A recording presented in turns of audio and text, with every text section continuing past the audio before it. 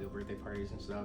I still collect Hot Wheels. In high school, I was like one of the kids with like the loud exhaust in the parking lot. It's just always been something that I'm interested in or love, really, if I'm being honest. The answer I give everyone else when they ask me why there's X's in my name is I go, search engine optimization, dude. Put the X's in highway and put it into Google, I'm the first thing that comes up. Instagram, there's only like maybe 4 accounts besides mine with it spelled like that. But the truth is, when I first started making music, I was really into funk, like PHONK, because of cars, right? I was like watching all these car edits. A lot of those guys, a lot of the cool guys, the big guys, have X's in their names. Originally, I went by something else. I like troubleshot with my buddies, and I was like, highway. Highway is just not cool enough. Let me pull from some of my favorite producers, like a little bit of that energy that I liked from funk and still car adjacent, and just throw the X's in there. And I think it's cool. I think it's like, I really like it. It resonates with me personally a lot.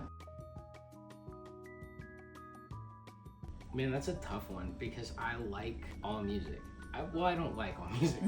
I respect all music. I get inspired by just about anything. What inspires me musically kind of shifts with like my emotions and the things that I'm doing in my life, like where I'm going, what I'm doing. A lot of times where I'm driving, I'm really inspired by Sammy Vergy. When I listen to Sammy Vergy's tracks, I feel like they're very well produced. Like his track Blue Roll, which is one of my favorites of all time.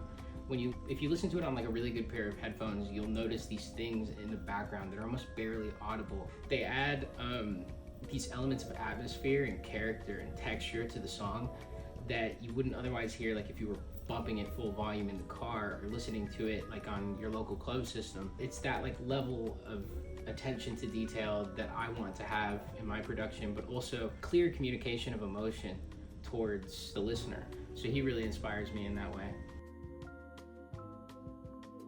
It depends on where I am, but if I'm like out and something like hits me and I'm just like, that's a great idea, that's fire, I'll actually pull up FL Studio Mobile on my phone and I'll just write the melody or I'll write the chords or something and just keep it there. It's like a notepad for a digital audio workstation. If I'm at the house, my little home studio, I'll just start working. Yeah, you know? Absolutely. Yeah. I feel like this was like a slow thing that happened to me.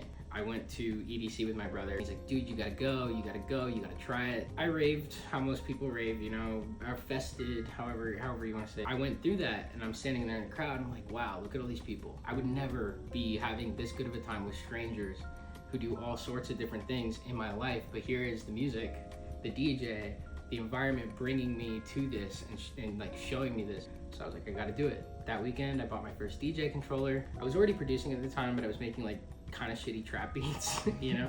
I met some people at Myth. I met one really nice guy and he was like, you gotta do it, dude. If you're gonna do it, do it. Like, I promote here, let's fucking make it happen. And then eventually I played at Studio 444 and it blew the door wide open for me. And I was like, I have absolutely, like, if I wanna do this and I want this to be what I do to sustain myself and live, then I need to be serious about it and I need to get serious about my production. I'll cut out a bunch of stuff that happened in between. I went to EDC Vegas. I was working this really depressing job. On my way back to EDC Vegas, I was very sad and I quit my job, started going to school for music production and started making house music.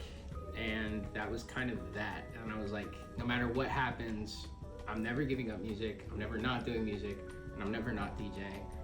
Not until like I'm fucking dead. You know what I mean? Yeah. So